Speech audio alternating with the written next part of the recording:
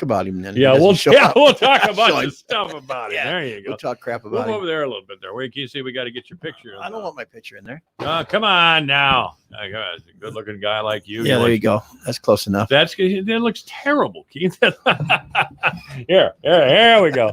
All right, I'm going to bring this thing over here like this. Okay, you got it. All right, so the County Board of Supervisors met yesterday. Yes.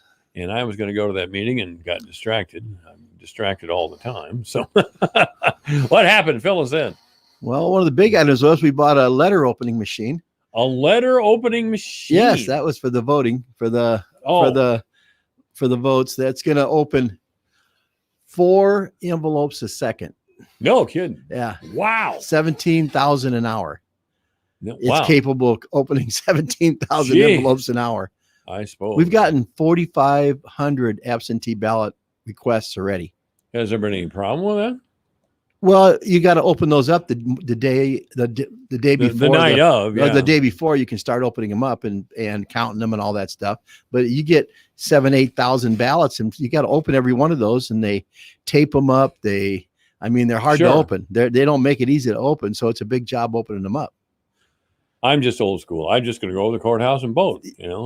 Yeah, well, you can't vote at the courthouse now, but you can vote at the new school administration building.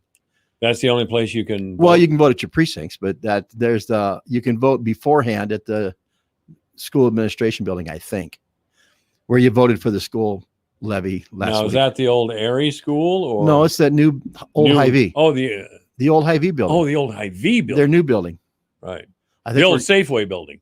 Well, I don't know what it was there, but yeah, whatever it was, there's a grocery store there. Yeah. It was Hy-Vee for a while. Yeah, it was Hy-Vee for a while. No, I think there's going to be a voting center there in November that you'll be able to vote at probably a couple of weeks before or a week before. And did we do this because of COVID or? Yeah, that and just to let people vote before if they want to. So there's not, it'll be, you could vote, stop in there and vote from any precinct. Well, I've been voting early for quite a while now. Yeah, I always vote at the courthouse early. Yeah. It's always, as soon as they open up the vote, if you got, who you're going to vote for. Yeah. It's easy. Just get it over with. Just wonder. I missed the school board election. Yeah. I just, it was on my calendar to do that day and I just forgot it. And everybody's getting a lot of absentee ballot requests. I've gotten 3, I think, already. And you only need to send in 1. Doreen's calling it one and done. You might get 3 or 4 requests for a ballot, but you only need to send in 1, and you won't get your ballot back until October 5th is when they'll mail them out. So if you've requested a ballot to vote, you won't get that ballot until the 5th of October. Doreen's just turned into the hardest working woman in oh man, she's business, busy. She's busy. I mean, I know the previous auditor. Oh, come on. What was the previous auditor's name? Carol, thank you very much. I'm sorry, Carol, if you're listening. Your picture popped right in my head. Yep. And I think you got married to Tom and yep, Tom Webster. Nice guy. He used to live next door to his son Brett. God, people are calling the courthouse and wondering where their ballot is, and they don't get mailed out until October 5th. So if you want to know if we've got your ballot, you can go to our website and there's a app you click on and you can follow. If we got it and where it's at and when you're going to get it back. Sure. Yeah. So there's, computers are amazing. Me and you can't figure them out, but you can go to a website and figure out where your ballot's at. I'm glad at last that I can figure out my cable TV. That's tough once in a while. That used to be tough. I couldn't figure out my microwave, back when they weighed about 300 pounds. Oh, yeah. They were big suckers. Yep. So I think I did pay $300-400 for my first microwave. Absolutely. So one and done. Mail in 1 absentee ballot request, and then don't call the courthouse unless you haven't got it by October 7th or 8th. All right. But you should have it by then. Yeah. Well, sure. And we should all vote, by the way. Yes, and there'll probably be 10 or 12, 15,000 people vote absentee. It's really, there's 4,500 already, and you still got till October to request.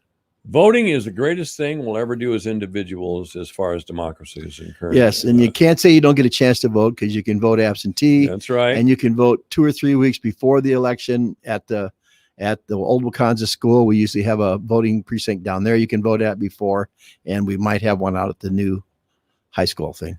I still hear people say, I don't think my vote counts, and I just cringe. It absolutely does. I just cringe. Who was that guy you used to call Landslide down by? Well, I think Eddie Peterson won by 1 vote. Was that? I think it was. Yeah. Yeah. So you called him Landslide or Yeah. something? Oh, yeah. Is Eddie still living? Nope, he passed away. I thought so. Yeah, no. So yeah, every vote counts for sure. Yeah, that's right. Yeah, Landslide. Anyway, this is AM 1400 KVFD, the voice for Dodge.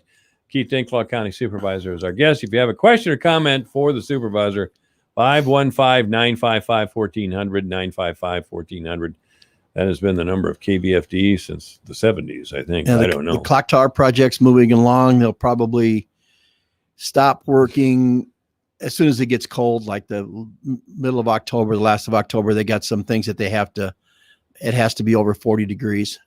So they'll probably stop working the middle of October and come back in April and finish up in June or July. Oh, they will. Okay. Yeah, They're not going to get it done this year. No, absolutely not. Okay. And these guys are from where? The ones that are doing all the detail work and the artistic work? Oh, they're from, we got the copper from Italy. Really? Yeah. Wow. The copper that had to be hammered out and formed came from Italy, I think it was. And those came from overseas someplace. Those were Italian people that were doing the work Probably. overseas. I mean, they did it and brought it over here. They didn't send us the copper. Then we did. Nope, they did it all over there. Yeah. I mean, we got a shipment the other day. It's in a container there with that stuff in it. Wow. So yeah, it came over from a container within a container. Yeah. There's a guy way up north that I used to know. He sold combines made in Italy. Really? Yeah. I think Fendt's made in Italy. A Fendt combine. Is that what it is? FENDT or something. Yeah. So if you're not doing nothing tonight, we're all going. A bunch of us are going to Britt tonight. They have a big car show up there. It's a car, truck, and motorcycle show on Main Street, and Britt's it's really big. Oh, Britt's about an hour up. It's on 18. Yeah. You can go back east of Algona. Yeah, I know where it is. That's where Hobo Days used to be. Maybe Hobo Days used to be there. There's a big car show up there tonight. Is it on the so main it's gonna street be yep. So they said it fills the whole Main Street, the whole 3-4 blocks. Yeah, I used to work for Munson Trucking out of Britt. Yeah. You'll see it right on the west side of town. AM 1400 KVFD. You're on the air with Supervisor Dinklaw. Hi, I just wonder if you guys seen how nice the Freedom Rock looks and everything Pica did with it. That's well, I think it does look beautiful. And I understand we're having a dedication here shortly. Yes, and they just added something more to it. So when's the dedication again? Do you know? Tomorrow. What time? I'm not sure. Somebody give us a call. Yeah, that'd be great to know. 955-1400. I would like. Thank you, man. Well, she's gone pretty fast. Yeah, if somebody knows. And who just, Menke just mentioned it 2 hours ago, but when Menke's on, I can't play with my phone that much. So if anybody knows when the dedication of the Freedom Rock is happening tomorrow, what time, 955-1400, that's 955-1400. I'd like to go to that. We have one in our group that rides motorcycles with us. He's seen every Freedom Rock in Iowa. Oh, really? I mean, if we're on a trip someplace and there's a Freedom Rock close, we got to go look at it. That's a fact. And they're really amazing. I mean, them Freedom Rocks are amazing. The story they tell, and the guy's amazing. Paint that all them helicopters and scenes on them. It's pretty cool. So this is your little bike gang you got going up there? Yep. Yeah. Okay. Well, this has been a great weather. Oh boy, week for weather. Farmers should be happy. They should be getting in the fields like crazy people. And then the Freedom Rock down by Dallas Center, they change that every year. Do they really? Yep, that gets painted. I'm pretty sure it gets repainted every year, a different scene. I wonder how many we have in the state of Iowa. I bet you about every county does now. Yeah, it could be. That's what I was thinking. Yeah. That was the goal. Somebody said that was the goal. So I would be surprised if every county doesn't have one by now. Well, that's a nice tribute. That's it. It is. Great tribute for the veterans. That is tribute. How'd the card game go today? I broke even. You broke even? That's what I tell my wife all the time. How'd you do? I broke even. Broke even. Yeah, right. Broke even. Yeah, right. It's just fun. It's just fun. That's all. That's right. That's what it is. So other than that, not much going on in the courthouse.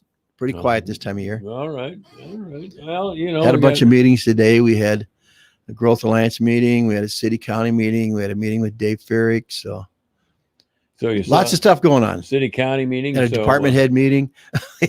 Yeah. You changed that to Wednesday just so Menke couldn't show up, right? No, they take turns doing that. Do they? Yeah. Oh, different councilman every week. Yep. Because only 3 of them can come. Only 3 city councilmen can Yeah. come? Do more come or No, they have their schedule when we have the city county meeting. So 3 of them come every week Sometimes. or every Wednesday? Sometimes it's not when it's usually Saturday, but we had a special deal today. We should talk about some things. So we talked with Ferrick today. Who are the guys today? Just Ferrick and us. Just Ferrick. Ferrick and And the Mark and supervisors. me. Okay. Well, sorry we didn't get to talk to Mark. Well, yeah, man. He should call in and tell us where he's at. That's baloney. We'll just turn the radio station off and Yeah, on there you down go. there. Yeah. Maybe he's down at Amigos. You could have zoomed in here with a Zoom meeting or something. All right, Seems Keith. like you got Zoom meetings everywhere you go now. You can't do anything, but you got to have a Zoom meeting. Oh, Rob Jones always watches the city council meetings on Zoom, but I just can't do it. I really don't like them because you can't really interact with the people you're talking to. No. You know, you can see somebody and the Zoom meetings just people don't react and talk more. They just sit back and yes, no, agree, and that's about it. There's no interaction. You can still go to supervisor meetings, can't you? Yes, our supervisor meeting's open. We meet every other week now, and you can wear a mask. You don't have to wear a mask. It's up to you. And yes, every other week we're open for business. You used to be every week. Are you Every going, Tuesday. Are you going back to that after the corona Probably. thing, or? Yeah, we're just coronavirus is here, and we just kind of figured we'd go every other week. Yeah, that makes sense. But we have, the same people come to our meeting usually all the time, but it's open to the public, and you can watch it on Zoom and you can watch it on our website. All right. It's live. All right. Good enough. Keith Dinklaw has been our guest. Keith, of course, is a county supervisor. Come on, somebody out there has got to know when that Freedom Rock dedication is tomorrow. Somebody's got to know. You'd think. Yeah. You would think. You'd think somebody would know. All right. I'd like to know because I want to go to it. It's All right. pretty neat up there. This is AM 1400 KVFD, the voice of Fort Dodge. Divine Intervention is online at yourfortdodge.com, on Twitter at jmike1400. Setting the stage for high-yielding soybeans.